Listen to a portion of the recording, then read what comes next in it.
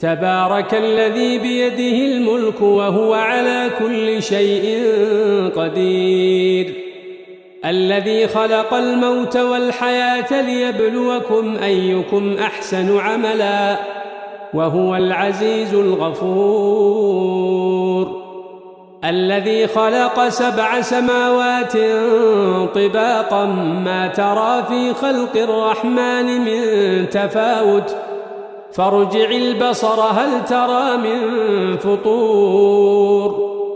ثم ارجع البصر كرتين ينقلب إليك البصر خاسئا وهو حسير ولقد زينا السماء الدنيا بمصابيح وجعلناها رجوما للشياطين وأعتدنا لهم عذاب السعير وللذين كفروا بربهم عذاب جهنم وبئس المصير إذا ألقوا فيها سمعوا لها شهيقا وهي تفور تكاد تميز من الغيظ كلما ألقي فيها فوج سألهم خزنتها ألم يأتكم نذير قالوا بلى قد جاءنا نذير فكذبنا وقلنا ما نزل الله من شيء إن أنتم إلا في ضلال كبير وقالوا لو كنا نسمع أو نعقل ما كنا في أصحاب السعير فاعترفوا بذنبهم فسحقا لأصحاب السعير إن الذين يخشون ربهم بالغيب لهم مغفرة وأجر كبير وأسروا قولكم أو اجهروا به إنه عليم بذات الصدور ألا يعلم من خلق وهو اللطيف الخبير هو الذي جعل لكم الأرض ذلولا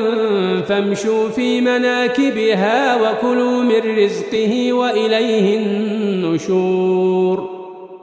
أأمنتم من في السماء أن يخسف بكم الأرض فإذا هي تمور أم أمنتم من في السماء أن يرسل عليكم حاصبا فستعلمون كيف نذير ولقد كذب الذين من قبلهم فكيف كان نكير أولم يروا إلى الطير فوقهم صافات ويقبضن ما يمسكهن إلا الرحمن إنه بكل شيء بصير أمن هذا الذي هو جند لكم ينصركم من دون الرحمن إن الكافرون إلا في غرور أمن هذا الذي يرزقكم إن أمسك رزقه بل لجوا في عتو ونفور أفمن يمشي مكبا على وجهه أهدى أمن يمشي سويا على صراط مستقيم قل هو الذي أنشأكم وجعل لكم السمع والأبصار والأفئدة قليلا ما تشكرون قل هو الذي ذرأكم في الأرض وإليه تحشرون ويقولون متى هذا الوعد إن كنتم صادقين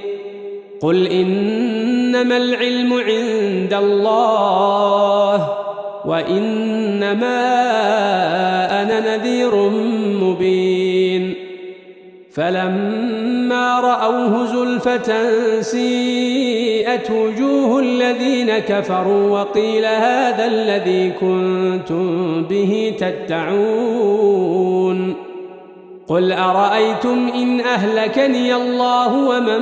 معي أو رحمنا فمن يجير الكافرين من عذاب أليم قل هو الرحمن آمنا به وعليه توكلنا فستعلمون من هو في ضلال مبين قل أرأيتم إن أصبح ماؤكم غورا فمن يأتيكم بماء معين